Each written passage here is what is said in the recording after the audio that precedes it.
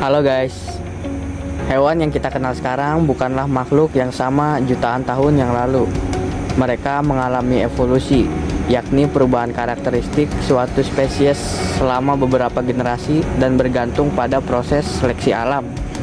Tak terkecuali paus, mamalia terbesar yang hidup di lautan.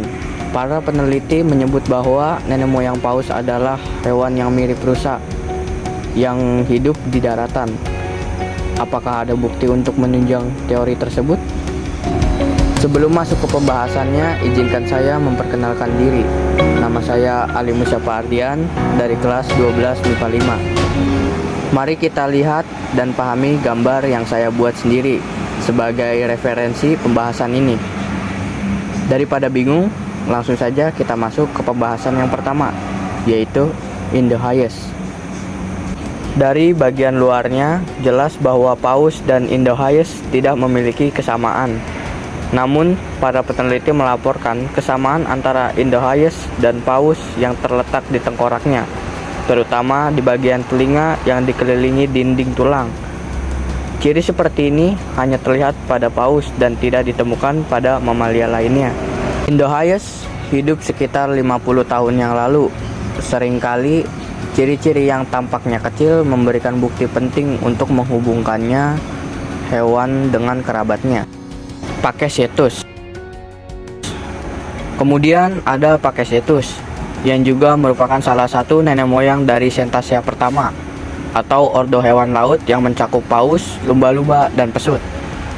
Sama seperti in the highest, Pakicetus juga hidup di darat.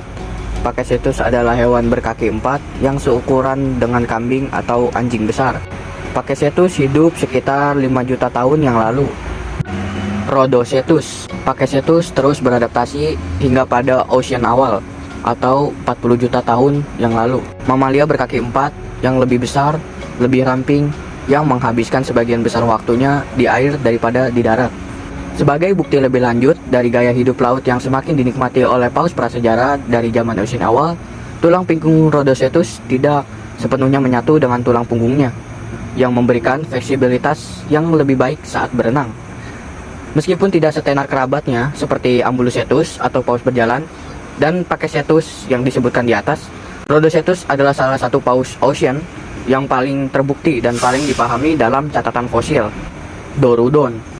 Singkatnya, Rhodocetus terus berevolusi hingga keturunannya beradaptasi untuk hidup di air yang akhirnya melahirkan makhluk akuatik sepenuhnya yang disebut Dorudon, yang hidup 30 juta tahun lalu dengan panjang ukuran kurang lebih 4,5 meter sampai 5 meter. Para Dorudon hidup di lautan hangat di seluruh dunia. Fosil mereka telah ditemukan di Amerika Utara, Mesir, juga di Pakistan bagian timur. Di Dorudon, kita melihat awal yang membuat ikan paus begitu istimewa. Lubang hidungnya yang mundur dari moncongnya ke atas bagian kepala. Kaki depannya menjadi sirip yang kaku, tubuhnya memanjang, kaki belakangnya menghilang, dan ekornya berevolusi menjadi dua saus elastis yang mendorong hewan itu maju lewat gerakan naik turun di air, bukan gerakan sisi ke sisi ekor ikan.